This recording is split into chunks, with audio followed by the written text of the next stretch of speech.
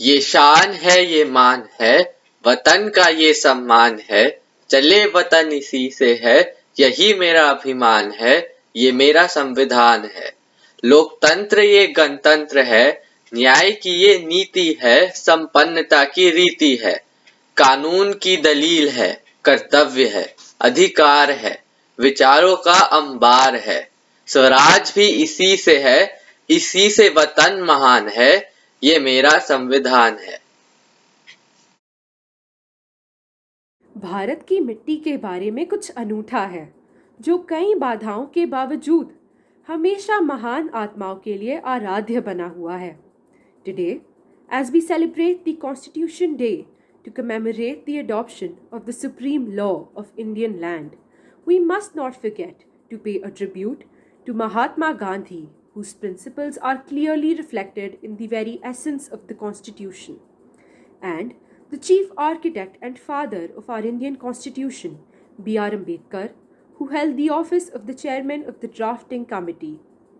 Under the difficult times of partition, India was met with the challenges of national unity and integrity.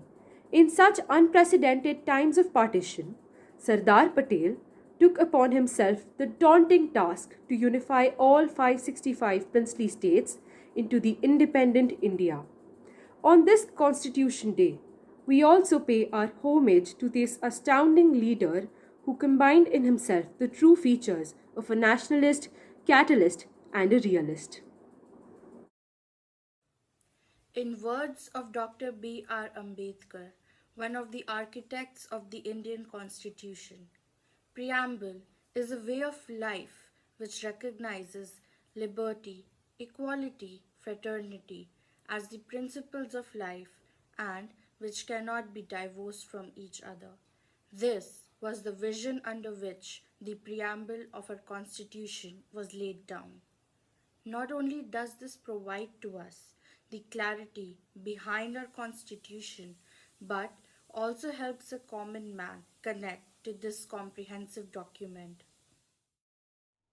We, the people of India, having solemnly resolved to constitute India into a sovereign, socialist, secular, democratic republic, and to give to all its citizens justice, social, economic, and political, liberty of thought, expression, belief, faith, and worship, equality of status and opportunity, and to promote among them all fraternity, assuring the dignity of the individual and the unity and integrity of the nation.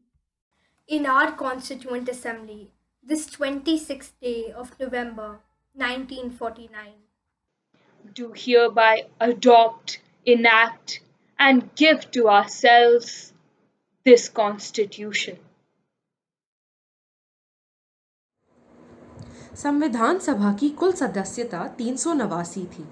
इन 389 सदस्यों में से हम सभी उन अग्रणी पुरुष सदस्यों को याद करते हैं जिन्होंने भारतीय संविधान का प्रारूप तैयार करने में मदद की थी, परंतु संविधान सभा की उन 15 महिला सदस्यों के योगदान को आसानी से भुला दिया जाता है। Let us now take a moment to celebrate these 15 strong, intelligent, and crusading women who overcame all social obstacles to put together one of the most lauded constitutions in the world.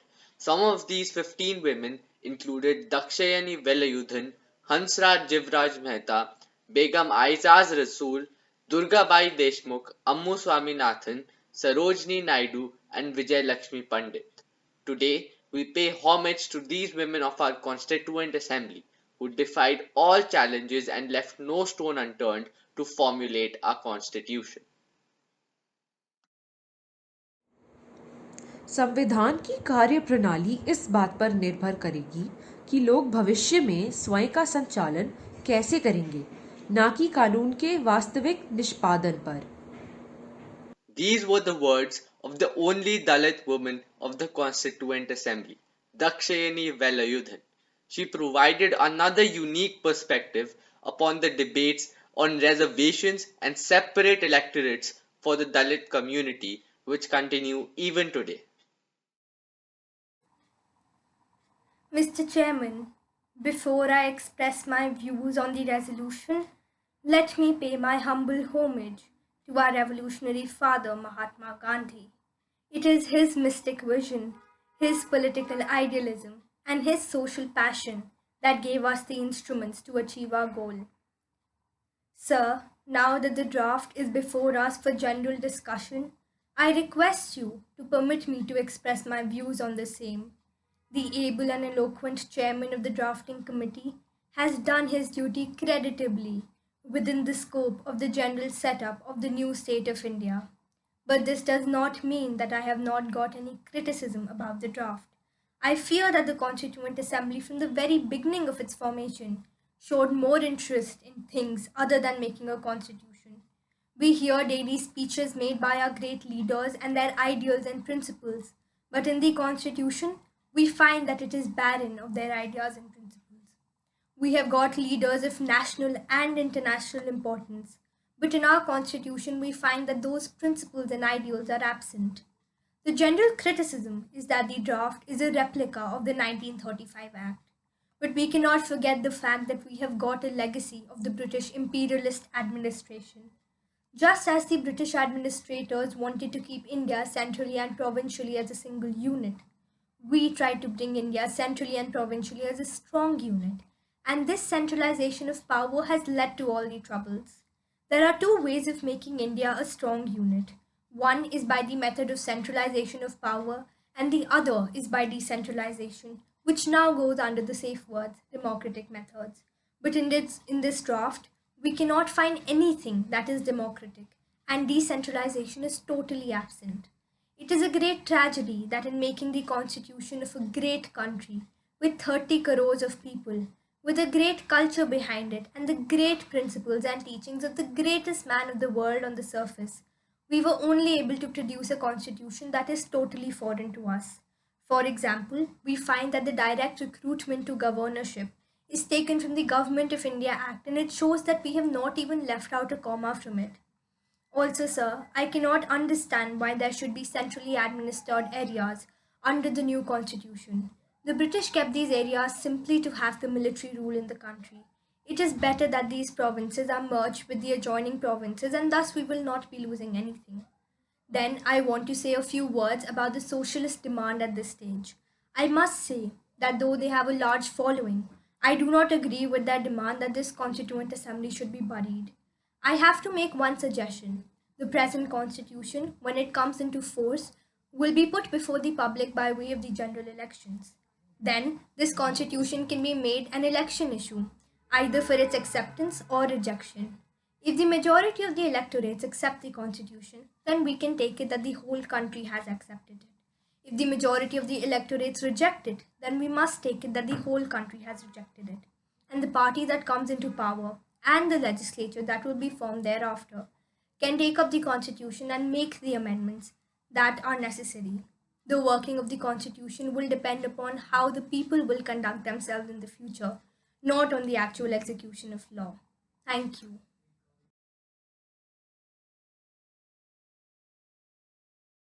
Gandhi ji की अनुयायी, सामाजिक कल्याण की रक्षक और महिला अधिकारों की champion थी जी Durgabai Deshmukh.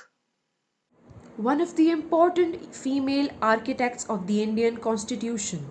She emerged as a staunch advocate for a free judiciary, this need for which is as integral and relevant to the basic structure of the Indian Constitution as it was earlier.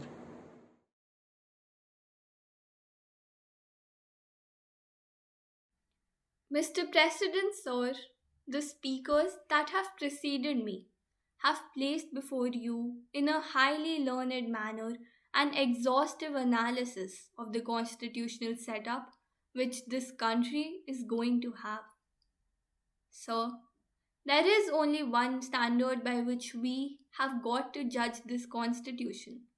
The purpose of a democratic constitution is to find a device, to establish a machinery, to find out the general will of the people, and also let the general will prevail. Does this constitution fulfill this object? That is the point to be considered. Sir, with the franchise extended to all adults, the ample checks provided to control the executive, and the fundamental rights solemnly guaranteed by the Constitution, I do not think any fair minded person would say that this Constitution does not fulfill that democratic purpose. May I say, sir, that it is not or should not be the purpose of the makers of the Constitution to give the color of a particular political ideology to the Constitution. And it is well that it is left to the people, and the people should be left alone, and they should be the masters to shape the destiny of this country and also to mold their machinery as they like, as long as they hold the field. So, it is possible for a socialist to complain that the principles of his own party do not find a place in the constitution. But ours is a constitution which is neither socialist nor communist, or even for that matter, a Panchayat Raj constitution. It is a people's constitution which gives free and ample scope to the people of India to make experiments in socialism or any otherism in which they believe would make this country happy and prosperous. Sir, it is said that there is nothing Gandhian in this constitution. Look at the chapter on fundamental rights. It has always been bitterly criticized in the House that the fundamental rights are not worth the paper on which they are written. Is it supposed that because the fundamental rights are hedged in by certain restrictions, they are absolute trash? These restrictions on the fundamental rights are completely in consonance with well recognized restrictions in the whole jurisprudence, not only of this country but of the whole world, and the constitutions of various countries. The rights should not be absolute. Sir, I have often heard the criticism that this constitution has not laid down the duties of the citizens. It has laid down only the rights. I do not want to say much on the restrictions which have been placed on the fundamental rights. While claiming his rights under the Constitution, the citizen should as well remember that he has got an obligation and a duty to the state from which he expects his rights or his protection. I conclude my speech with these words. हम सिद्धांतों, रूढ़िवादी सिद्धांतों की नींव लोकतंत्र के आगामी चुनाव के लिए नहीं, बल्कि आने वाले दिनों के लिए, पीढ़ियों के लिए और राष्ट्र के लिए रख रहे हैं। इसीलिए अब अपने लाभ को छोड़ नैतिकता के सिद्धांतों पर विचार करना अति आवश्यक है। यही विचार थे एनी मैस्करीन के। Annie Mascarene believed that centralization of power was essential for a successful democracy till the time it did not lead to democratic tenets being altered. Our constitution today provides a scope for this centralized yet quasi-federal structure, the ideas for which were propagated by Mrs. Mascarene. Mr. President, sir, after listening to the speech of the Sardar, I feel that all my difficulties with regarding to the state have disappeared. Section 306B had rather been a disappointing one since I had come across it, and I had thought that in the making of a democratic India, the states are going to be under the Roman-like tutelage for ages to come. I do not wish to flatter myself, but the South Indian states had been territories in which democracy had been given its first advent. Universal adult franchise was introduced in India by Travancore and were introduced before any other province could even think of them. The wisdom of the Smart of India, Sardar Vallabhbhai Patel, had been too deep for us to understand.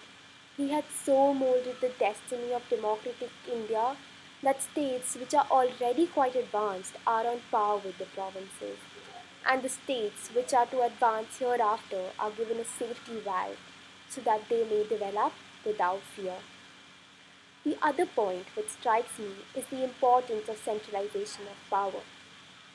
The Confederation of Germany as molded by Bismarck, today finds a place so difficult on the map of Europe that European administrators find it a problem to dismember them. The example of Venizelos in Greece and Sun Yat-sen in China are enough to convince us that this Bismarck of India is an administrator whose wisdom and experiences are unequaled. The state's people now feel that they are no more going to be tyrannized by autocracies. 40% of Indian territory and 23% of the population are now on par with the provinces and provincial subjects. So much so that the molding of the destiny of democratic India is made easy. We should congratulate ourselves that we have made history. Being a poor country of 400 million people, we have adopted democracy, which is considered to flourish only in a rich country. I pay tribute to Sardar Patel for unifying democratic India without bloodshed. Jai Hind.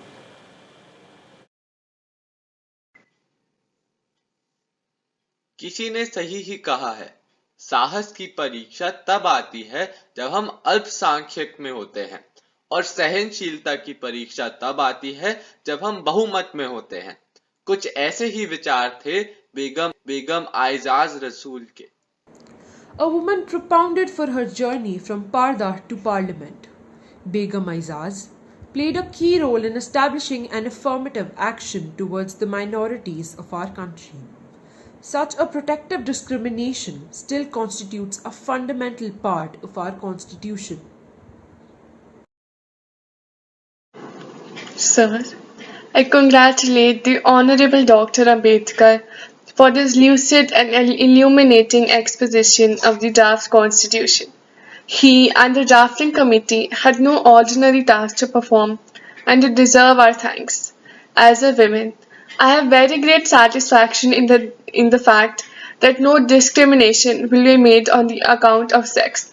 It is in the fitness of such things that such a provision should have been made in the draft constitution, and I am sure women can look forward to the equality of opportunity under the new constitution.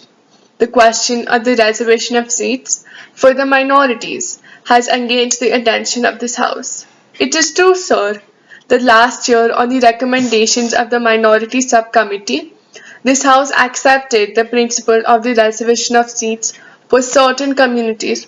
At that time also, I was opposed to the reservation of seats, and today again, I repeat that in the new setup with joint electorates, it is absolutely meaningless to have reservation of seats for any minority.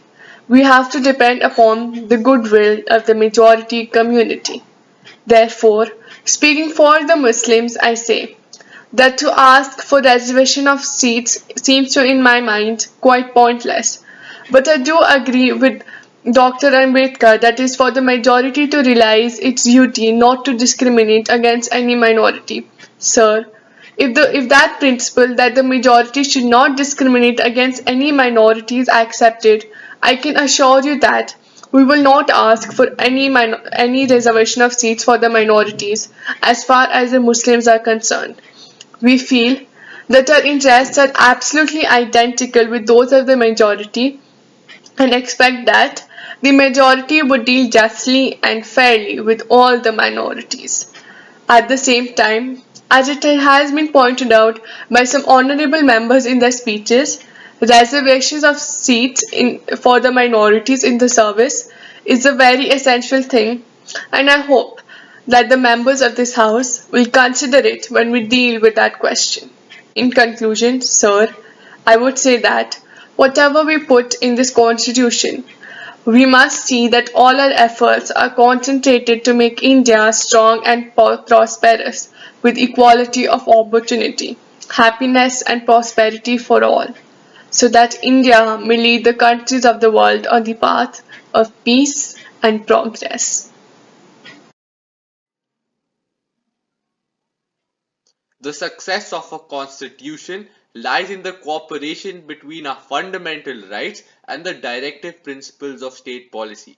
From time immemorial, leaders have tried to strike the perfect balance between the two, both of which add to the supremacy of our constitution. Ammu Swaminathan was one of the significant leaders who called for this balance, the need for which also prevails ever more urgently today.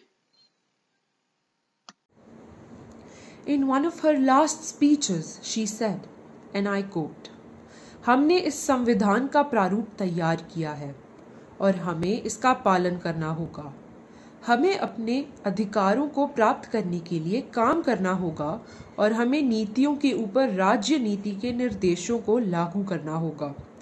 तभी हम उस भारत को प्राप्त कर सकेंगे जिसकी हम आशा करते रहे हैं।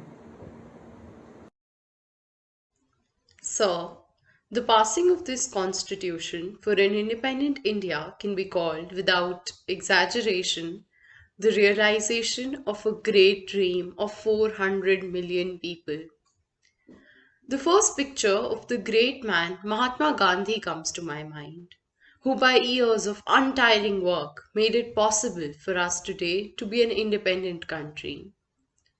If we are to deserve this constitution, we have to make up our minds to work it into something alive and something that will benefit every citizen of this country.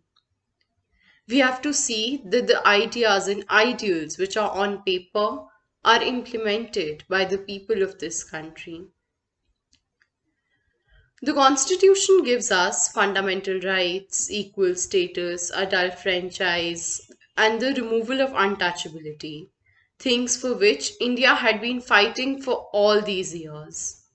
But these things appearing on paper are not enough to make this country happy and prosperous.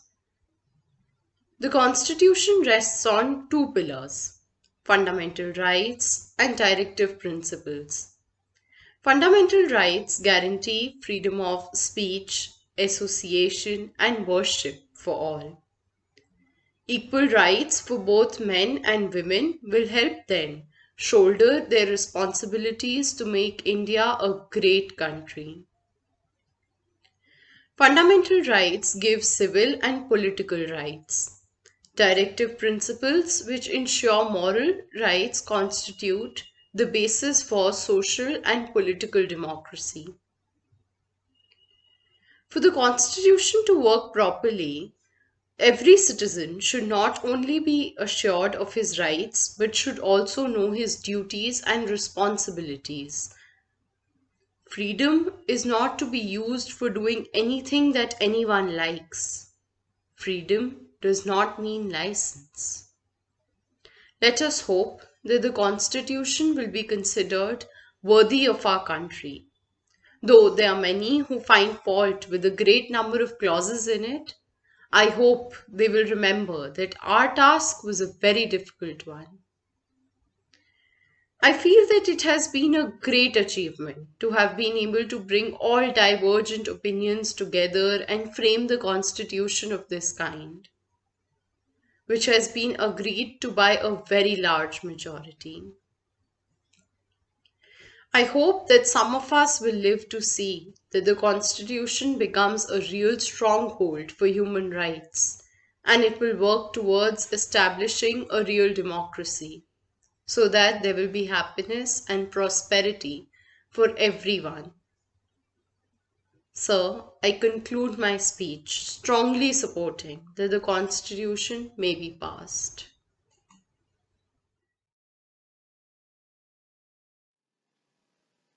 हम सभी जानते हैं कि एक आजाद भारत सफलता की राह में एक शक्ति है।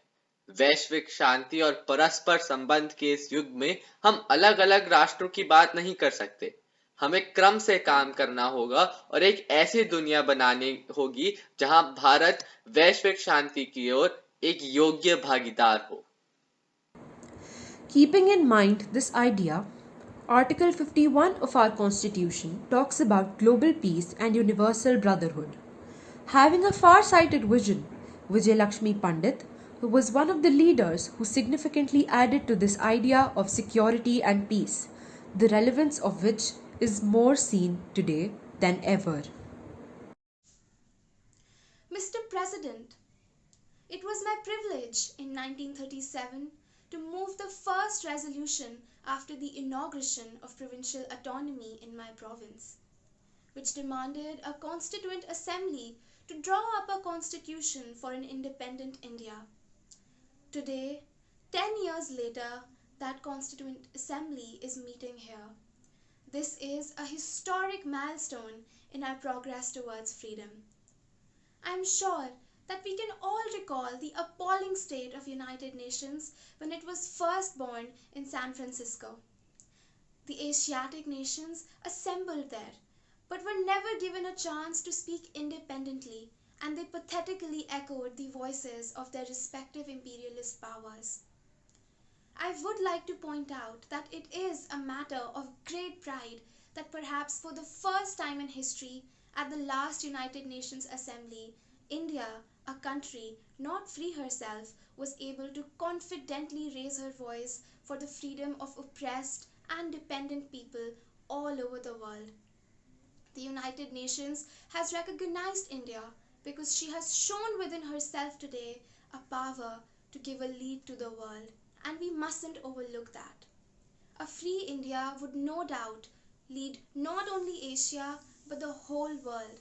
So today, as we meet here in this assembly to draw up the future constitution of our country, we must not forget that we owe a duty to not only our people but to the people of the whole world.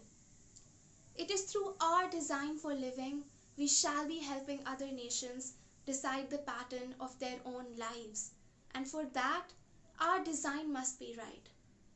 Throughout the years of all Asiatic countries, India has alone stood for democracy.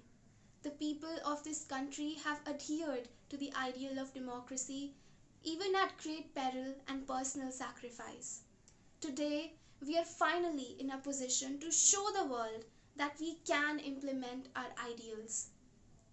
We have pledged to build a socially democratic state that would enable India to fulfill her destiny and point the path of lasting peace and progress to the whole world. At this moment in our national history, we cannot afford to fritter away our energies in any talk, action, or fear that might defeat our objective. We must accept the challenges and march together to achieve our goals. A free India must become a power for the forces of progress. By the means of the resolution before us, we redeem the pledge that we have taken.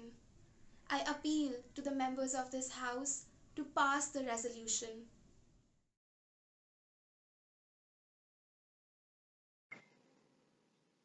हम गहरी सच्चाई का मकसद चाहते हैं, भाषण में अधिक से अधिक साहस और कार्यवाही में ईमानदारी चाहते हैं.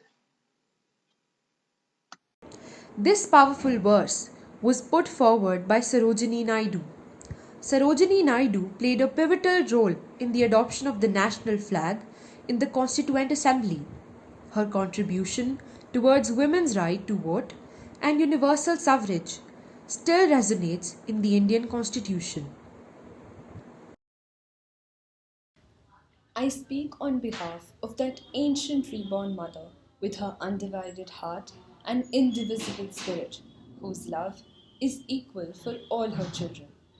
Many times in my travels abroad, I have suffered the most terrible moments of anguish because India possessed no flag. On the day when peace was signed at Versailles, there were flags of all nations decorated in the Opera House. An Indian near me, with tears in his eyes, turned to me and said, "When shall we have our own flag?" The time will soon come when we shall have our own flag and anthem. It was a moment of anguish for me when a few months later 42 nations sent their women to an international conference in Berlin. There, they were planning to have a flag parade of the nations. India had no official flag, but at my suggestion, some of the women Indian delegates tore strips from their saris, sitting up till late hours to make the tricolour flag, so that our country should not be humiliated for the lack of a national banner. But the worst anguish of all was a few months ago when, on the inspiration of Jawaharlal Nehru, the nations of Asia met and affirmed the unity of Asia. On the wall behind the platform, there was the flag of every nation of Asia. Big and little countries were all represented, but we had exercised a self denying ordinance so that we might scrupulously pledge that no party politics would be permitted at the conference. But today we retrieve that sorrow and shame. We attain the flag of free India. There is no spirit of separation in the heart of India. That wheel, what does it represent? It represents the Dharma Chakra of Ashoka the Magnificent, who sent his message of peace and brotherhood all over the world. Does it not represent the chakra of my illustrations and beloved leader Mahatma Gandhi? Does it not represent the rays of the sun? Jai Hind.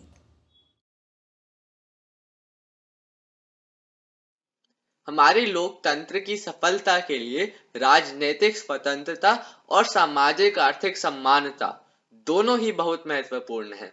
दोनों के अस्तित्व के बिना एक नागरिक स्वतंत्र भारत में सुरक्षित महसूस नहीं कर सकता है। यही विचार थे हमारे भारत की आयरन लेडी हंसा मेहता के। Seeking inspiration from her vision and interlinking her ideas with the sanctity of our Constitution, we have now been able to establish mutual respect between men and women, rich and poor, the haves and have-nots. Sir, in the absence of Srimati Sarojini Naidu, it is my proud privilege on behalf of the women of India to present this flag to the nation through you. I have a list here of nearly 100 prominent women of all communities who have expressed a desire to associate themselves with this ceremonial. There are hundreds and hundreds of other women who would equally like to participate in this function. It is in the fitness of things that this first flag that will fly over this august house should be a gift from the women of India. We have donned the saffron color. We have fought, suffered, and sacrificed in the cause of our country's freedom. We have today attained our goal. In presenting the symbol of our freedom, we once more offer our services to the nation. We pledge ourselves to work for a great India, for building up a nation that will be a nation amongst nations. We pledge ourselves for working for a greater cause to maintain the freedom that we have achieved. We have great traditions to maintain, traditions that made India so great in the past. It is the duty of every man and woman to preserve these traditions so that India may hold her spiritual supremacy over the world. May this flag be the symbol of that great India, and may it ever fly high and serve as a light in the gloom that threatens the world today. May it bring happiness to those who live under its protecting care. तीन रंगों से सजा तिरंगा जब हवा में लहराता है, हर भारत के नागरिक को न जाने कितना सुकून पहुंचाता है। इसमें सत्य और त्याग है, वीरता का निशान है, लहू से सींचकर हिफाजत की उन वीरों का बलिदान है। If you were wondering how the colors of our flag were chosen and what they signify, then let me tell you. The strength of the color of saffron, the peace indicated by white, the truth which lies in the Dharma Chakra, and the fertility in the band of green, when put together, form the auspicious India, our motherland.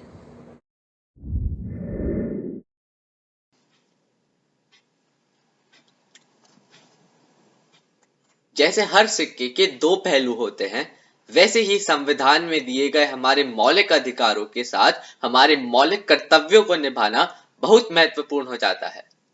As rightly said, with rights come responsibilities, and with the same vision, our constitution provides for 11 fundamental duties, which hold an important place in determining the success of our democracy. So, what does Article 51A Part 4 say about our fundamental duties?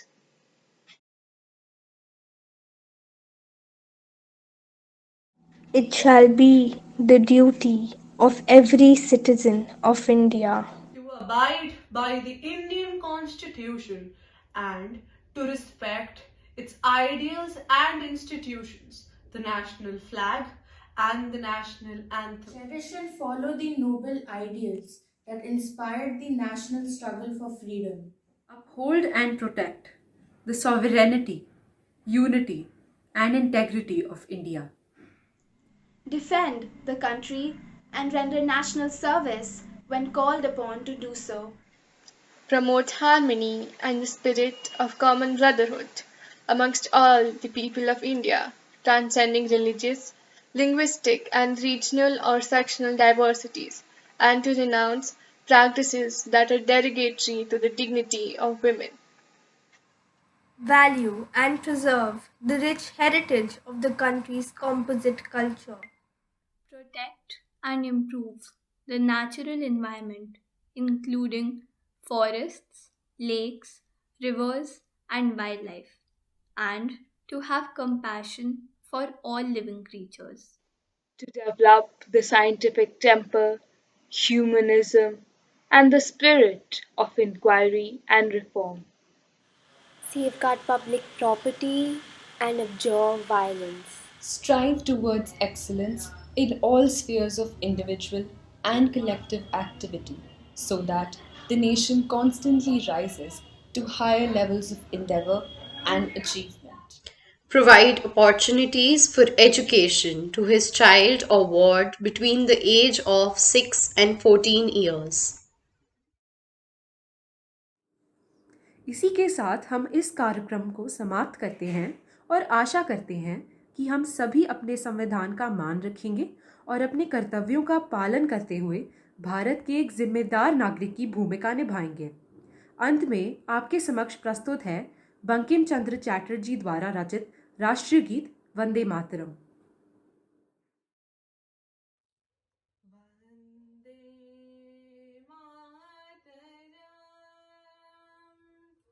Vande Mataram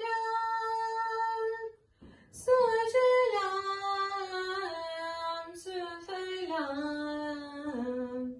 मलयज शीतलां सस्य श्यामलां मातरम् वन्दे मातरम्